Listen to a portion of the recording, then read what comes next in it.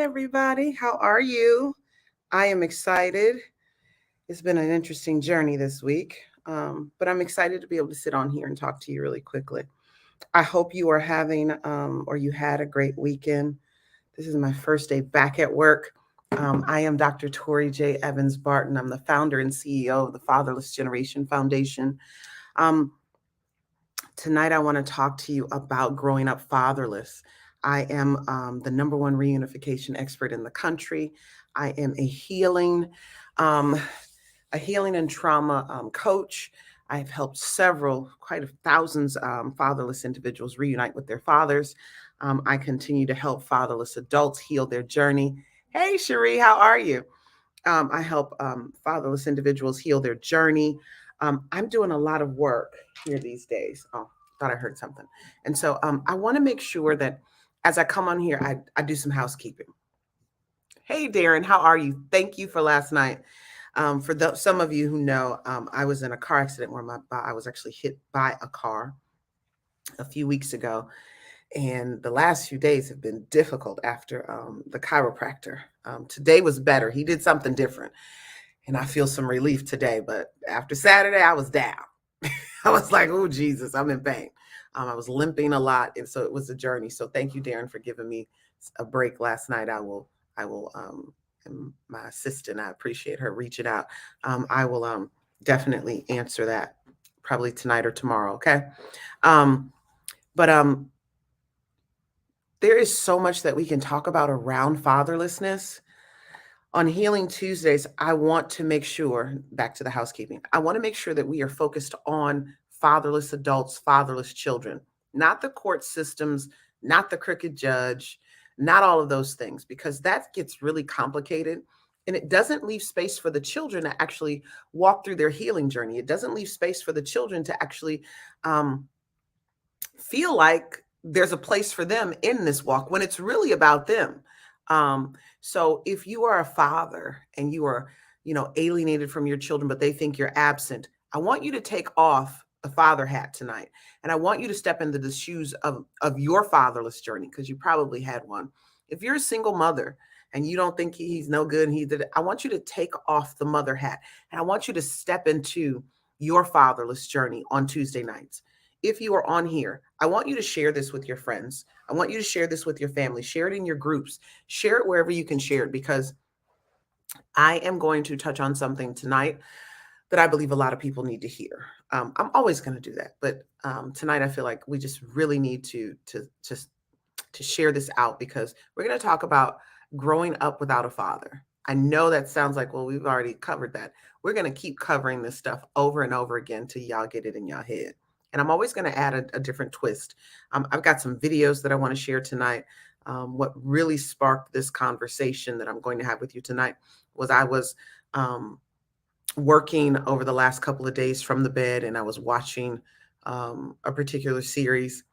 I don't really like the series like that, but I heard there was something pertaining to what I do on there.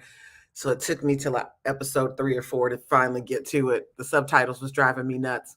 But it's that show on, I think it's TLC, called The Family Chantel.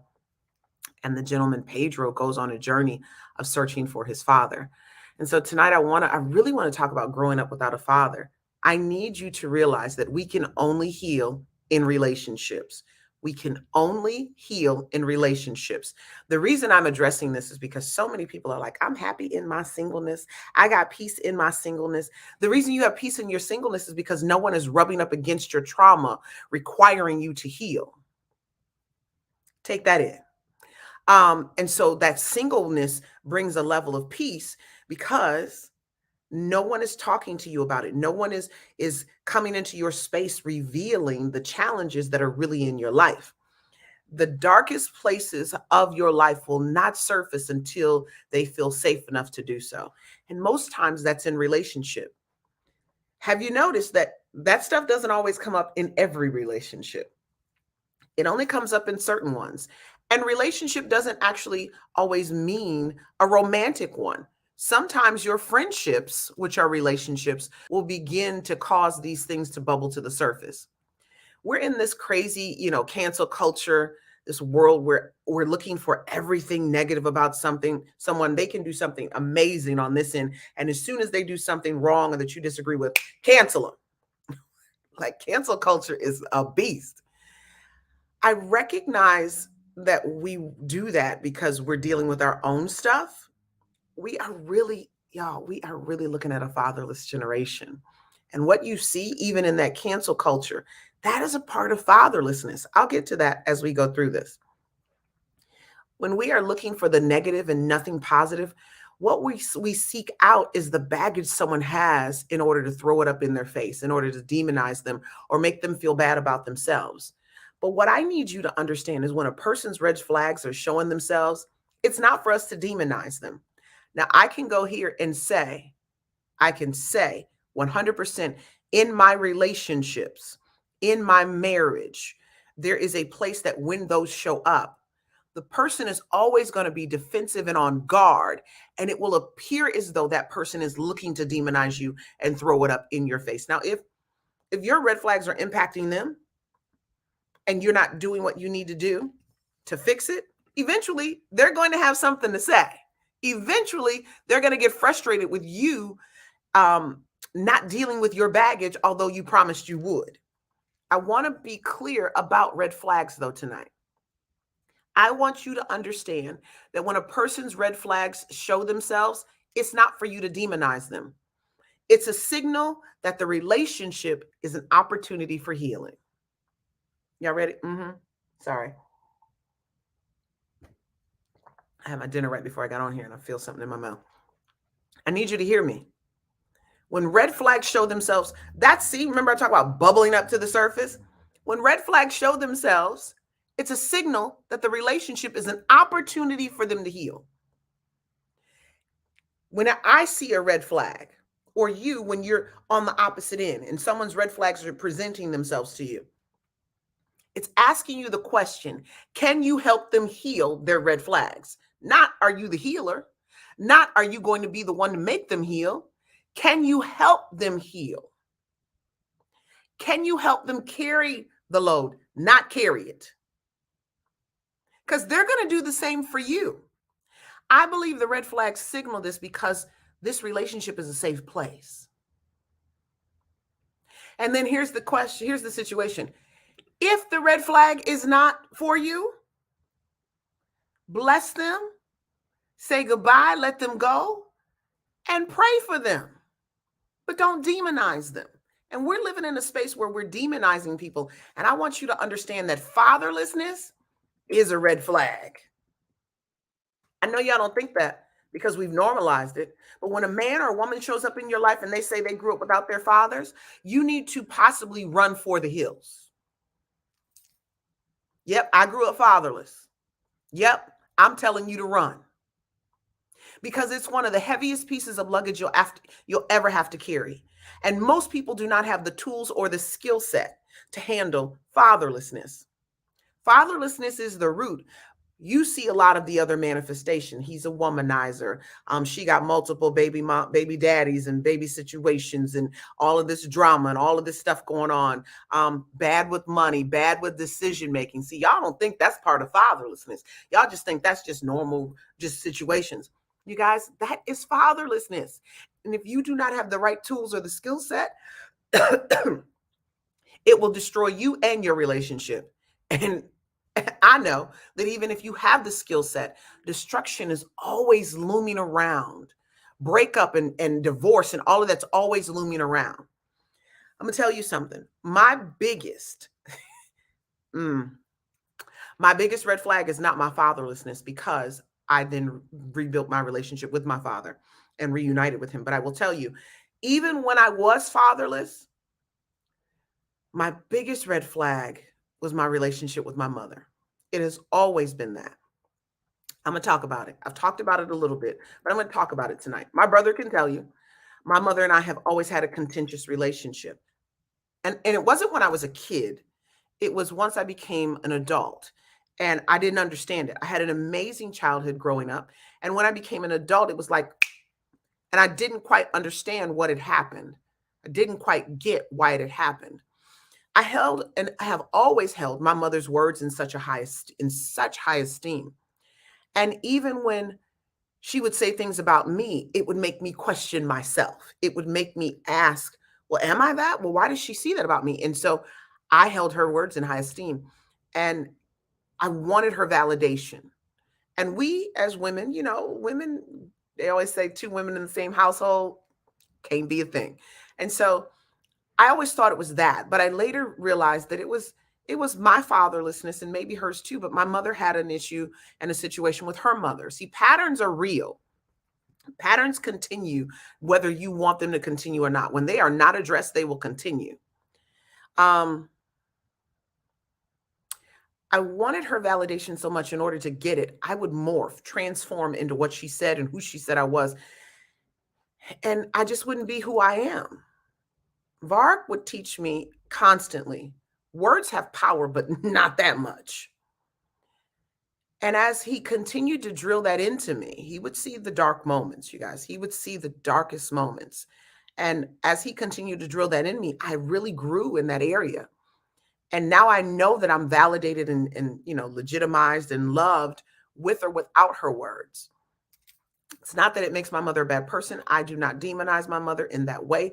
I do not have an issue with the fact that my mother did not know who my father was. Like, that is something I think so many people think is a part of this, but it is not. I understand how people fall into relationships and they're not quite sure of what the situation is. That is not, child, I get it. I get it. I get how she didn't know. I've learned some things recently in the last couple of weeks, even about my mother's relationship with my father that I won't put on here. But I learned some stuff from my auntie, and my bonus mother confirmed it. I was like, wait, what? So I'm sharing that with you because that red flag would cause me to only date certain men. It would cause me to stay away from men who really needed a mother-in-law. They really needed something, that looked a certain way. Child, my mama we used to call my mother bougetto before that was a word. My mother is bougie and fabulous and all of that, but she's got some ghetto tendencies that I don't think certain people in my journey were ready for at all. My mother is stylish. She is savvy. She is a lot of things that I admire about her and I love about her. But child, and my auntie came and revealed some stuff. My God. My mother is a twin. They don't look alike. My mother is dark skinned. Her twin is very light skinned. Like, my mother's twin was happy to get a tan, although she got sunburned because she wasn't listening to me. But their personalities were identical. The one thing I learned during that week was my mother has a compassion for people. And I really saw that while my auntie was here. My mother has this compassion for people that I didn't see during that particular moment. But I'm sharing this red flag with you because this was a red flag I was afraid to let people see. It was a red flag that I was afraid to allow people to know. But I gotta let you in on something. When I did my tour in 2019, I realized that people who had daddy issues also had mommy issues. So I'm sharing that with you tonight because many of you have the same red flags. Many of you have a mommy issue that you're not willing to talk about, that you're not willing to address. And you know that it's impacted your life. It's impacted your dating life. It's impacted who you've chosen to be your potential mate. Men, let me help you out here. The reason your baby mama is crazy or she's got issues and you don't know, you like, how'd I pick her? Because as soon as you left your mother's house and you found a woman, because what do people tell you? Oh, you got to find a woman just like your mama. Isn't that what you were told? And you found a woman just like your mother. And then all of a sudden, now you're in the craziest relationship and baby mama drama you have ever seen in your life. I need you to know it's not to demonize your mother, but it's to reflect. Mama and the girlfriend are alike. You just didn't get to see your mama as a woman. You just see her as mama. And that's how you got her. Because the world told you got to pick someone like your mother. And this woman had traits and things like your mother. You didn't realize that was actually manipulation. That wasn't, your mother tells you you're the best child ever and you're amazing and you're this and you're that. Yeah. Oh, since you put it out there, you definitely got a bad picker. You put it on here. I didn't see. Y'all be out in yourselves. Yeah, you do. But that's because I just said what I said. because Dr. CT says I've got a bad picker. I'm going to leave that there right there. Leave that right there. Leave that right there. Charles and I have talked a lot. He is an amazing person who is pushing shared parenting legislation in Georgia, and we bonded through that journey of wanting to testify and pushing this legislation. And then he came and supported me when I was singing, and so then he moved to Miami. So we've bonded and had conversations, and I've had to just look at him. Charles, you got a bad picker, babe. But part of that is a part of shielding too, right? I don't want no real relationship no more because I got hurt in these other relationships. But I need to tell you, the reason you got hurt in the relationships, men, or in that particular relationship that devastated you for the rest of your life, and you can't quite get another woman, and you can't quite give yourself fully to another woman, is because you picked your mother in that situation, not knowing the kind of woman she is. God, dog it. That came out, I think, the right way. Help me, Lord. You pick someone like your mother without even knowing the kind of woman she is. My God, help us. Do you hear me? Doesn't make our mothers bad, but it goes back to what's her trauma. You don't know what kind of woman she is, meaning you don't know what kind of trauma she's been through in her journey. You don't know what kind of stuff she's walked through in her journey, because too many mothers are keeping these things secret. And so you do not know. You have no idea. You know her as your mother. It's time you get to know your mothers as the women they are. It's why I don't demonize my mother. Now, we got issues because of the woman she is. We got issues. But at the end of the day, I can't change her. So I have to set up boundaries and determine how I want to navigate this journey with her. And I know y'all like, well, you a minister and the Bible says, don't quote scripture to me. You will get blown out the water over here. Don't do it. Don't do it. Too many of you are not willing to separate the mother from the woman in order to expose the truth so you can step into your healing.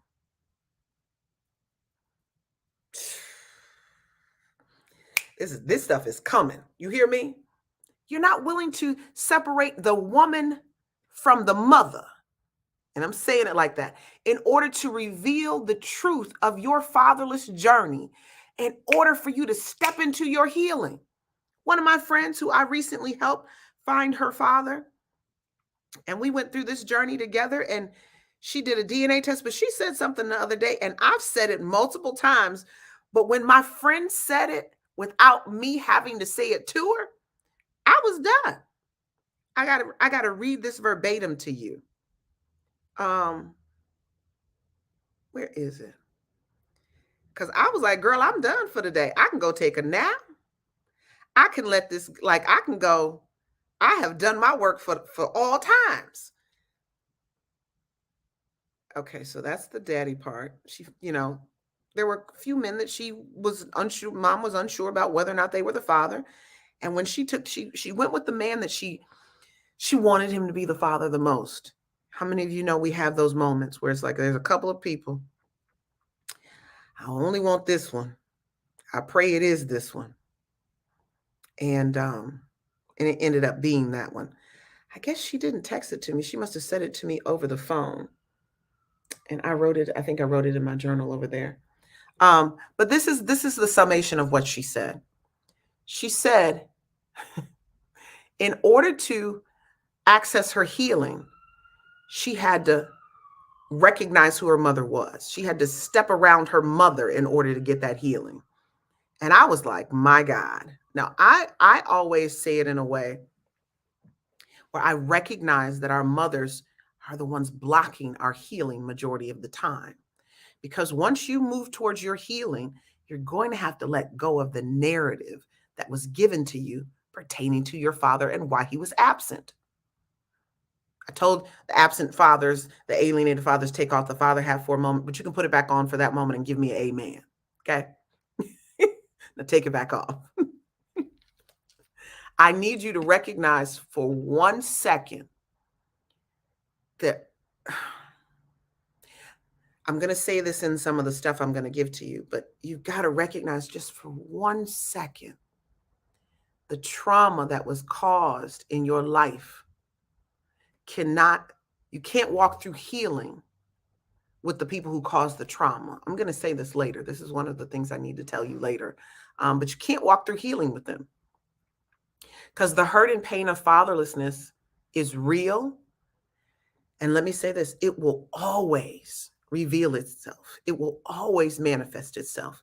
You might not see it in that way, especially when the fatherlessness that's being dealt with is yours, right? Let me give you the ways that fatherlessness reveals itself. Teenage pregnancy, high school dropout, emotional and mental distress and issues, incarceration rates, behavioral issues, divorce, broken relationships. What are those? Fatherless statistics. See, we're making research a little deeper than what it is. Research is the manifestation of the hurt and pain that fatherless individuals feel. That's what the research is. It's a manifestation of the problems. It's a manifestation of it. And I know you're like, well, I'm an adult and that's it. I'm going to get to that. I'm going to get to that in a minute. I want to also, for those of you who are new on here and you don't know, you're like, what is this Healing Tuesday? I want to define fatherlessness once again. I think it's important always to keep the definition of fatherlessness at the forefront. So fatherlessness, we're going to keep it easy and simple. Number one, your father has died.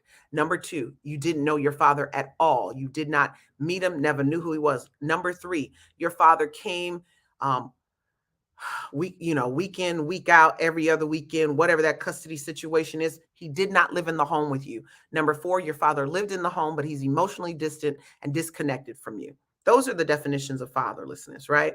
And I will even say number five, your father's incarcerated.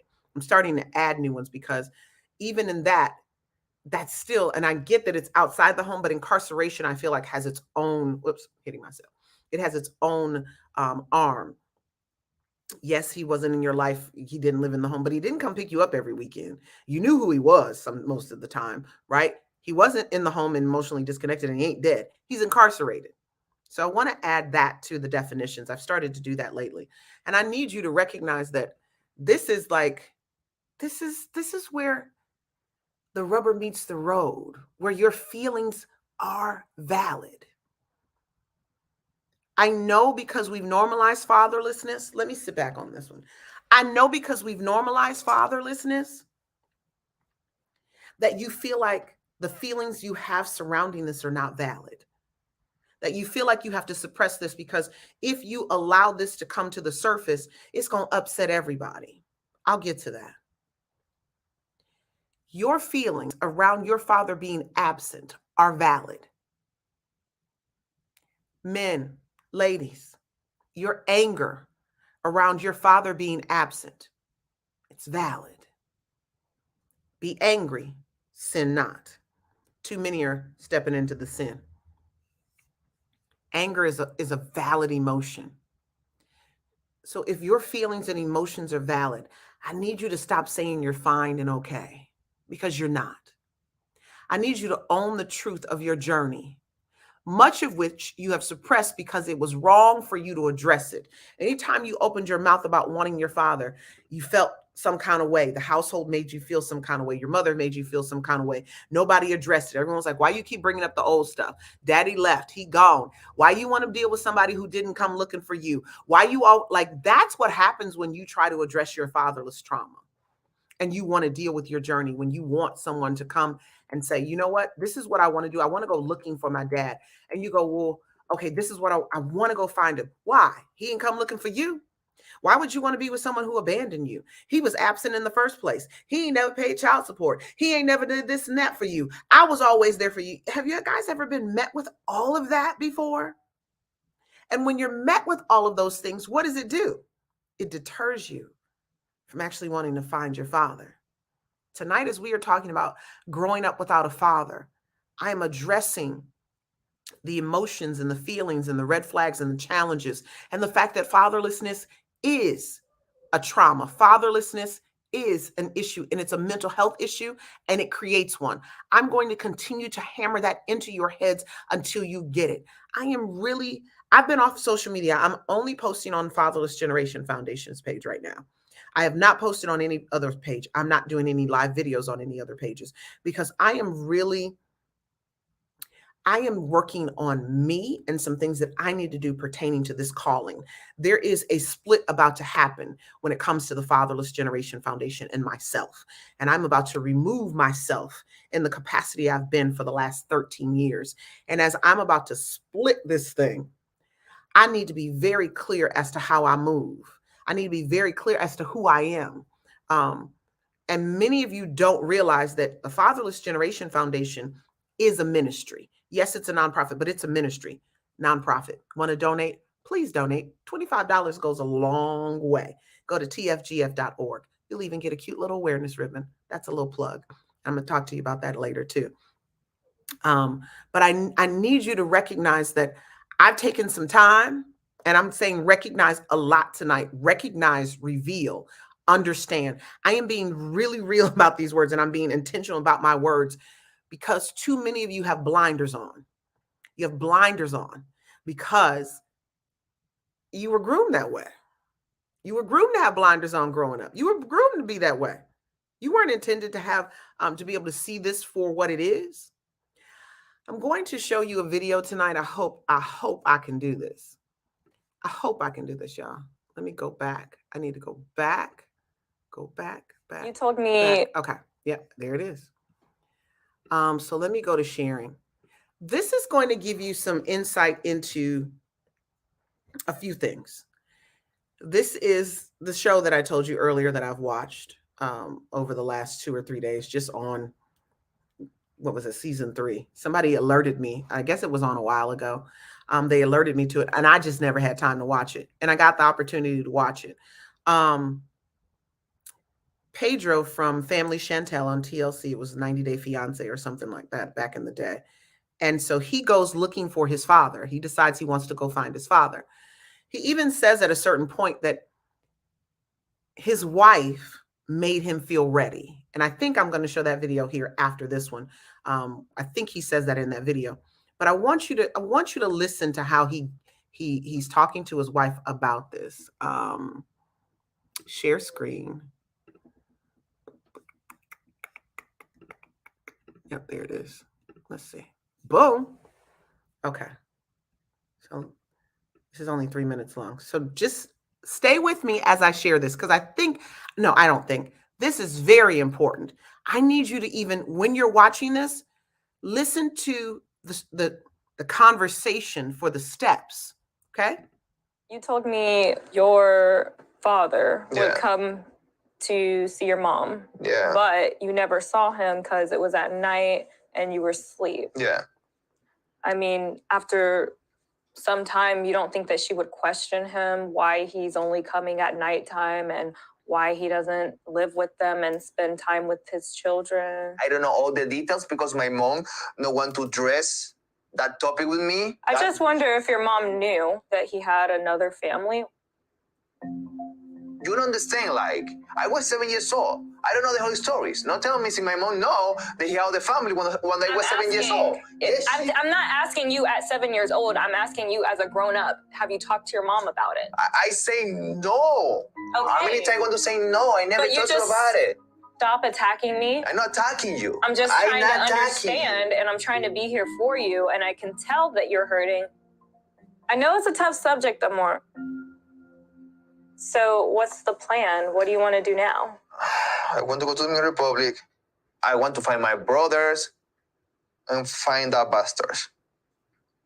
Like, he need to tell me what happened. The truth. I want to be supportive of you even if I don't understand. And I don't know how it feels to feel the pain that you feel, but I want you to know that I'm here to support you. And if that means going to the DR with you, I will do that. I know.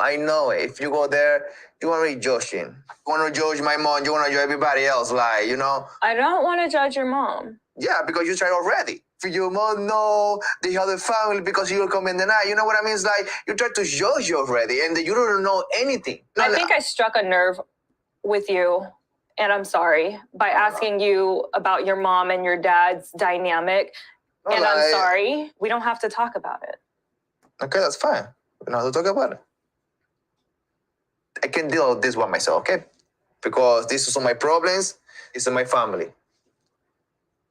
Even if you don't want me to go with you and meet your family, just to have me waiting for you in the hotel room, for you to come home and just hold you or have dinner together, it might be comforting to you. But if you don't want me there, I get it. I'll be waiting for you here. Okay? Okay. I'm sorry, Pedro. I'm good. No, I'm sorry. fine. I'm fine. I'm fine. I'm I'm sorry. fine. No, I'm fine. I'm sorry, baby. I'm fine. Baby, I will support you however you want. Thanks. I love you. I love you too. Yeah. Okay.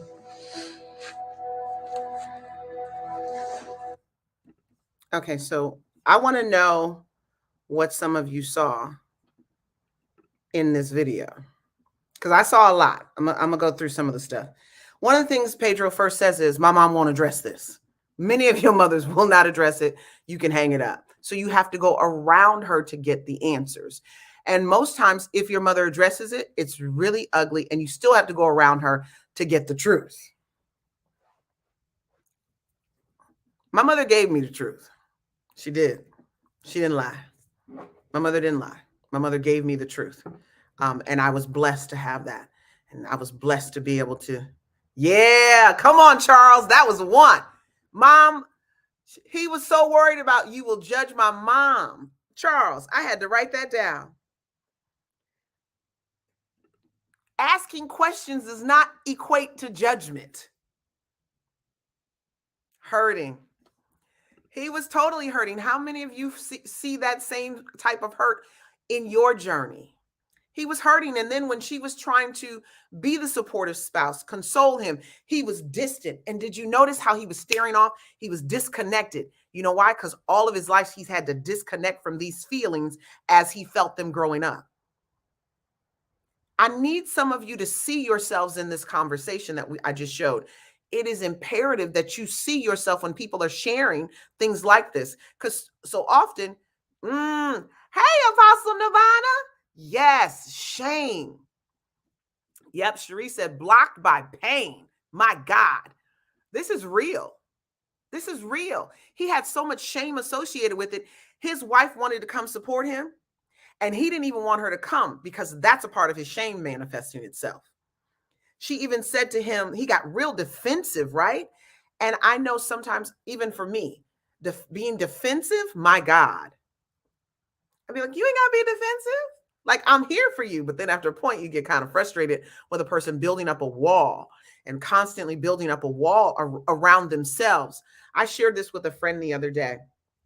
And I said, I always would say things like, so often we've built a wall around ourselves. I'm going to get to you in just a minute, Cherie, because I like that one. So often we build a wall around ourselves to protect ourselves, right? And it ends up being a prison. But what I think is also interesting is when we are transforming, like a caterpillar, like going from a caterpillar to a moth, there are times when we walk ourselves and spin our own cocoon as a way of transforming.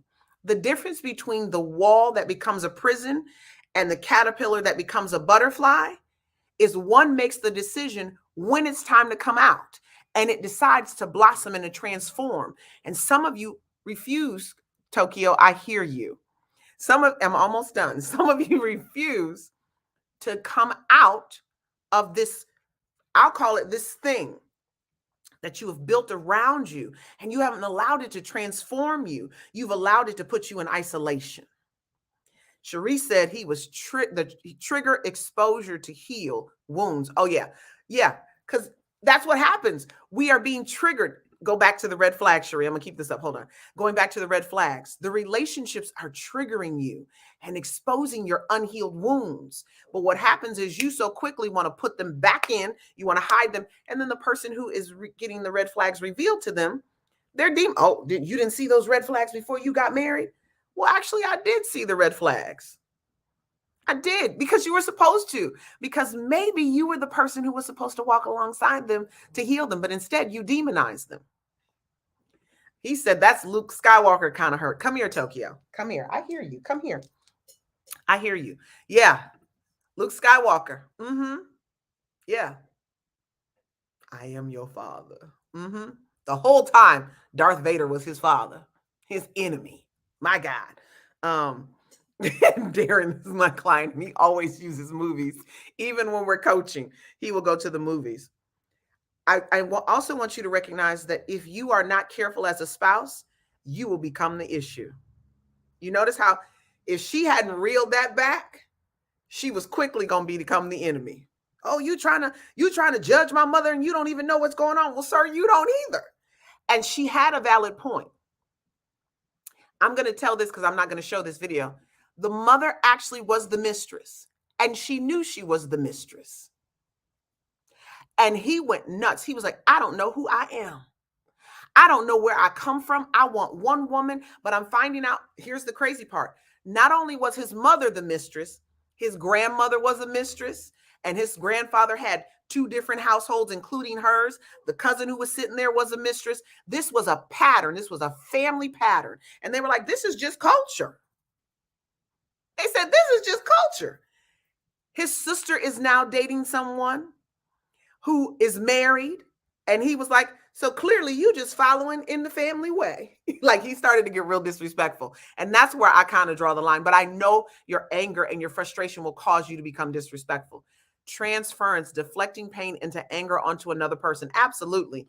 And too often, Apostle Nirvana, the spouse or the person you're in relationship with, they'll be the individual who has to take on all of that anger and that pain. All of it. And they don't want to. They're here to help you. They're here to walk through this journey with you.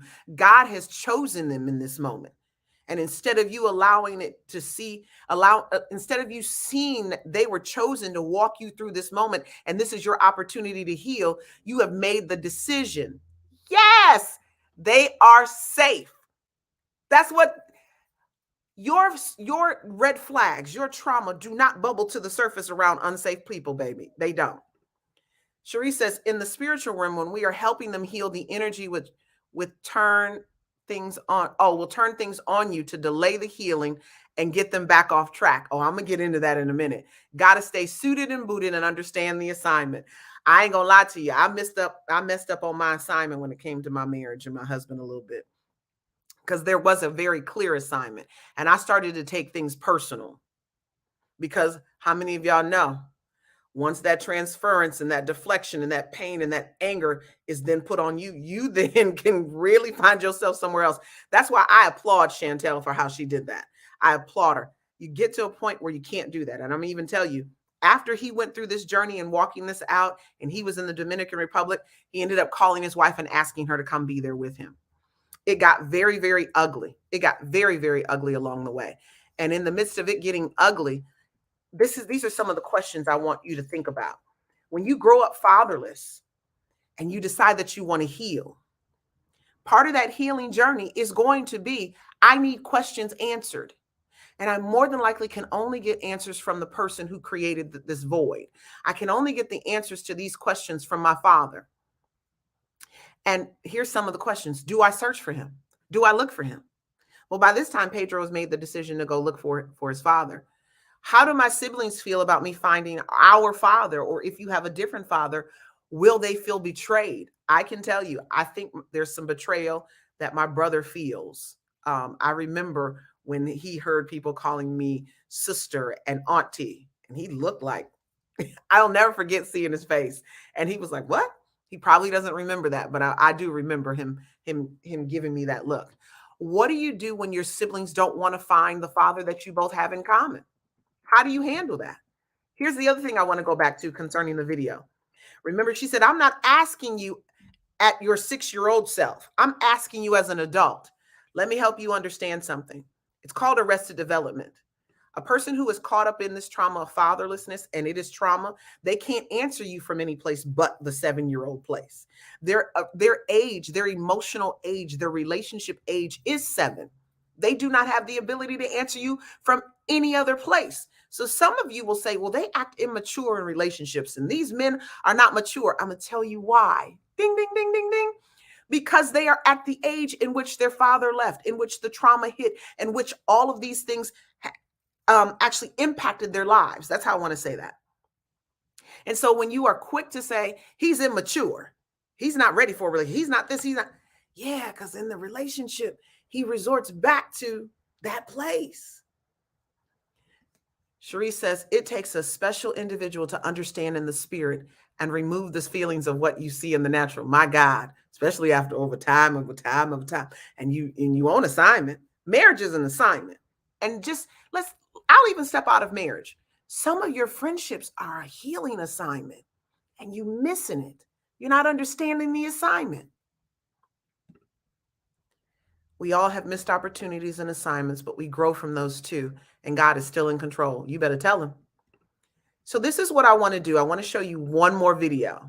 Tonight, I'm like, look, I can show you, as they say, better than I can tell you. Okay. So let me cue this one up. Let's see. Because I'm sure, yeah, there's got to be a commercial. Give me 1 second. I'm going to cue this up because this, woo child, this one had me hurt. I start praying in tongues. I ain't even gonna lie to you. I ain't gonna do that to y'all here right now. This one right here, y'all ready? Because I'm about to get you. If you do not have your Kleenex, I need you to get it. Do you hear me?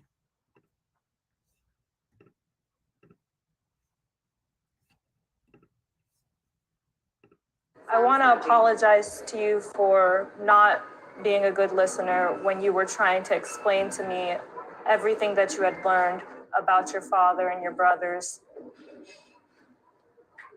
From the bottom of my heart, I'm sorry for that. It's like, I feel that you say sorry right now, but the next day you're going to do the same thing. For me, that's not make no sense. Well, this is a genuine apology and I'm working on it. And the truth is, I just don't know how to support you right now. I want to, but I don't know the right things to say in every situation all the time. And I've been it up. I have. Is that I say things to you, and you most of the time use it against me. Well, I didn't want for you to forget the bad things that people have done to you so that they could do it to you another time. But I know now that it's not even my place. That's family. That's your relationship with your family. Also, Pedro, do you realize when you tell Chantel about hurtful things that have happened to you, she loves you so much that she hurts for you. She was trying to protect you. That's normal. I've been into this January, tried to find true. And I was comfortable because my wife told me, I'm ready. I'm here for support you. I supported you in every moment, except for when you told me about the letter. The honest truth for me about that letter, Pedro, was your mother let your father walk through the doors of her home. Yeah. She let him come into your house and sent you to your room. Do you think that a man who is the father of my children could walk into my home and I want them to see my kids? You know why? No. You know why? Because he don't want to see me. I'm going to mistake. He would not be allowed in my home. Let me tell you something. He would not be allowed. Let me tell you something. I was a mistake. No, you weren't. You were not a mistake. Look, let me tell you something. Nobody's a mistake. Let me tell you something. I was a mistake. No, that's what I did. No. And you don't understand that.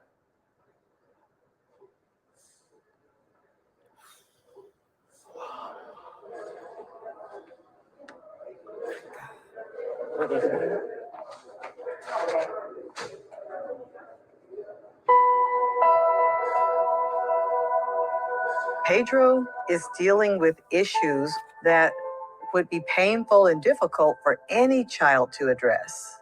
I think that Pedro is mad at the world, and I think that he very well should be.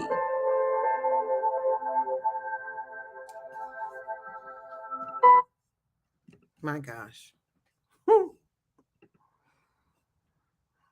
See, I'm holding back the tears even now. That was a lot. I need you to hear me. What just happened? This is our men, ladies. That's our man. And sometimes he just needs a hug.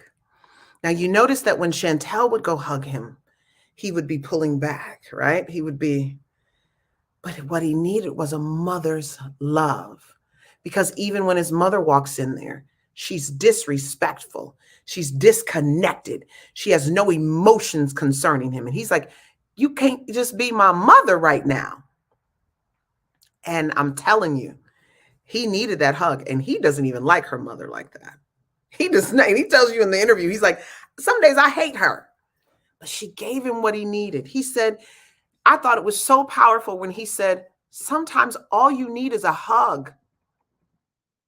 Pain and trauma will require, it just requires a hug. And that's what he needed. And her mother was able to give it to him. Her mother was able to give it to him in that moment, because no matter how much we don't like her mama, because when I watch this show, I'll be like, she is too involved. She's a good mother. She's overbearing, but she knew when to step into a mother's love in that moment. That's what's important, mothers. When your children are looking for healing and they're looking for that moment and they're hurt and they're broken, this man is screaming, I am a mistake. I was a mistake. Too many of us feel like we're a mistake and we don't have any place to voice it. And in the midst of his frustration, he says his truth. The reason my dad didn't want to see me is because he was married. And when I was conceived, I was a mistake. And although my mother stayed, she hit us off in the cut to make sure that he didn't have to look at his mistake. And he was still looking at his wife as the enemy because she didn't know all the right answers, because she didn't know how to handle it. And she was supporting him the best way that she could. And she knew how. I want you to realize that when there are, I'm going to go here. I'm going to give you these 6 points because my time is winding down. Is it 6? I want to give you these 6 points that are important when you're growing up without your father and you decide to walk through a healing journey. You must be willing to combat the lies of the situation with the truth, no matter how painful the truth is. You must be willing to combat the lies of the situation with the truth, no matter how painful the truth is. Right? Remember, lies require the truth. That's number 1. Number 2, y'all, my mama on here. I don't even know how to answer this. She be putting me on Front Street on my lives. I don't even know where to go. I'll address that later. We'll get to that once I get through my steps. You must be ready for your family to demonize you as you go on your journey to find your father. Number 2, all those questions they asking, all those, well, why you need to do that? You just need to let the past stay in the past. You just need to let it go. I'm gonna deal with that in a minute too. I'm jumping the gun. Why you need to know him? He left you. All of that. That's the process. But then you're going to be the person who gets demonized. If you watch that last episode, the mother comes and says she no longer has a son. The sister comes and says, I no longer have a brother. And he says, when I went and I did a whole series on this. He said, I went to go find my father and that other family, and I found them. And now I've lost my other family. I ain't lying to y'all. I know what I'm talking about. So number 2, you must be ready for your family to demonize you as you go on the journey to find your father. Thank you, Cherie. Cherie said, hey, mama. Number 3, you must understand those who created the trauma cannot be a part of healing the trauma. They cannot be on the healing choo-choo train. Number 3, you must understand those who created the trauma cannot be a part of healing the trauma. They can't. i.e. your mother. They were part of it. When you're going to seek your father out, your mother cannot come along. She can't. She'll keep you from stepping fully into it. You'll only do part of it. You can't let her come, because you're going to have to ask your father some questions that he needs to be able to answer freely and openly. And he may not demonize your mother at all. It just may be his side of the story. But if your mother comes along, won't be able to do it. Yep, stay focused. Number 4, you must be ready to see the dysfunction, the patterns, and the behavior of your family when you're attempting, Number 4, you must be ready to see the dysfunction, the patterns, and the behaviors of your family in an attempt to stop you from searching for the truth. Now, this is what was crazy. Like, all these questions, Pedro's family, that's when he learned. When he went to his grandmother's house, he learned the grandmother was like, you tripping. Yeah, we knew. He was buying us stuff. He was giving us things. If we had a need, he provided it. And he was like, was Chantel right the whole time? Are my family a bunch of users? Who am I? And he realized that every woman in his family had a man who was married and had children with him. And that's the other part. Let me add number 6. I'm gonna put that in number 5 spot. Number 5, like Pedro, you must have a therapist and a coach on hand, because where this is going to snatch you out of your reality, and it's going to create a midlife crisis. I don't know, whenever it is. It's going to create a crisis in your life. That's number 5. You must be ready with a therapist and a coach, because this is going to snatch you out of the reality you've been living in. It's going to. And you need to be ready for that. Number 5, you must be ready for the family you grew up with to try to make you choose between one family or another, including your spouse, if the spouse is the relationship creating the path to healing. You must be ready for your family, the one that you grew up with, the one which you grew up fatherless, to try to make you choose between one family or the other. And the family will even try to make you choose your spouse or them, especially if the spouse is the relationship creating the path to your healing. I know. I've seen it. There was an ultimatum given in my situation, an ultimatum given, her or me. That's tough. Number 7, don't stay stuck in the idea it is in the past and you just have to let it go. Fatherlessness is trauma you must heal. Do not stay stuck in the past. And it's just something, do not stay stuck in the idea that it's the past and that you just got to let it go. Fatherlessness is something you have to heal.